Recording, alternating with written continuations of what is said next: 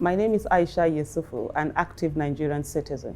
My understanding of mental health in Nigeria is just like physical health issues. It's your health that has to do with your neurological setup. It's not about your physical being, but it's your mind and what it has to do. So personally for me, I take mental health issues the same way I take my physical health issues. So if I'm having some crazy thoughts, I'm going to seek for help the same way if I'm having feverish feelings. If I have a friend or a family member, or even myself, having mental challenge, I will react to it the same way that I will react to any physical challenge. And that's first of all to show empathy and to show support and let my friend, family member, or even myself know that it is okay to have mental health issues. There's nothing absolutely wrong in the way, it's not a taboo, but it's something that comes upon us and which we must seek treatment for. And so basically I would support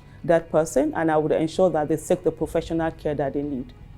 In Nigeria, I think all of us experience mental health challenge. I cannot categorically say that a certain gender or demography experience it more than the other, but I would say we are a traumatized citizens. We are traumatized in Nigeria. We are a traumatized nation with all of the atrocities that we see happening over time, and it's killing a lot of us silently. But unfortunately, many people are not able to speak up and understand the fact that they need to have counseling. They need to have grief counseling. There's issue of post-traumatic stress disorder and all of that. So for me, I can't categorically say a certain demography has more of the mental challenge than the other, but I think in recent years, and I would like to say that the children of today are having to deal a whole lot of with mental health issues than we did during our time. Because growing up as a child, I mean, we didn't see a lot of the killings, a lot of the atrocities that are happening today. But we have children in Nigeria today who see gory sights, and the most traumatic of it all is the fact that it seems as if nothing is being done about it. And I wonder how children keep thinking of the fact that if anything happens to them, that we as the adults won't do anything. That must be very traumatic. Oh, absolutely. Yes, I would employ someone who has a mental health issue. After all, who doesn't even have mental health issue?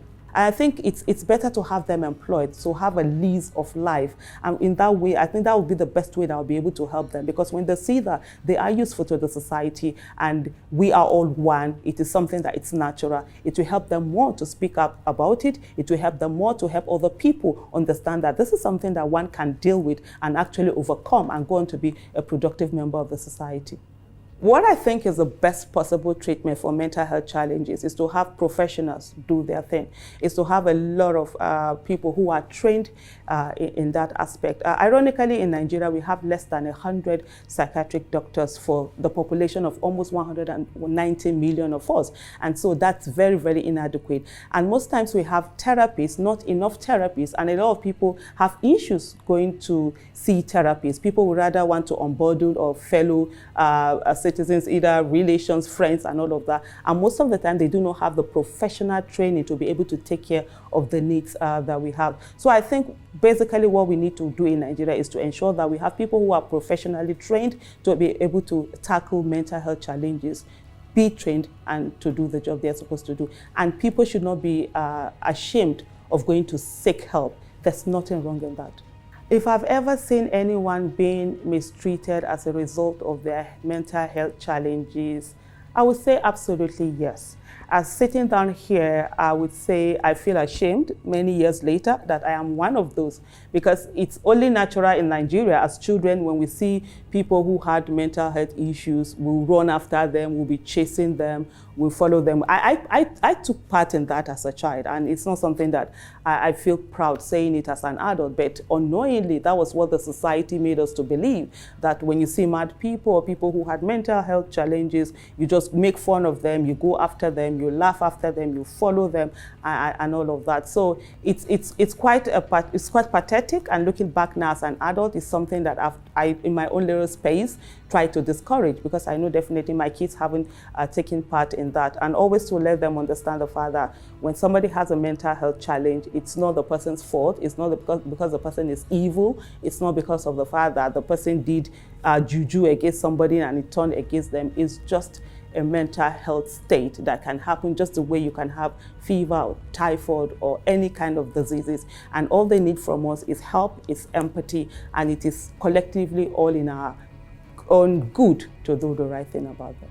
The government should be able to put down policies that help, and there should be laws that should be enacted that ensures that people with mental health challenges are looked after, because they are part of the society and it is mandatory, the same way every other person has to be protected. We see people who seemingly are normal, but they're dealing with a lot of challenges. I think this will go a long way to help the society. Beyond the government also, it's for us as citizens to be able to be open and share our experiences. My son had therapy for almost 2 years. He was seeing a therapist every week for an hour for almost 2 years. It helped him with a lot. I have a son who is dyslexic, and in the society where we are, where people with challenges are always treated differently, they are made to have low self-esteem, low self-worth, they are made to feel worthless in the society.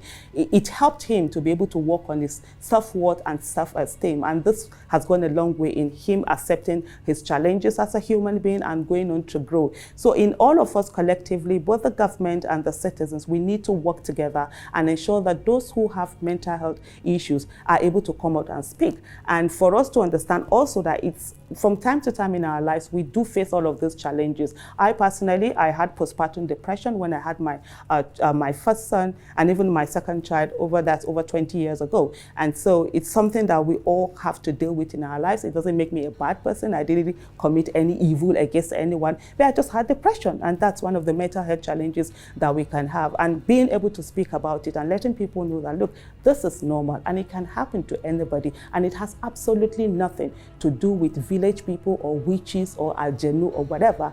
It's just a mental health issue, just the way we have physical health issues. But everybody, they crazy. They don't understand. Say all of us get bed for psychiatric hospital.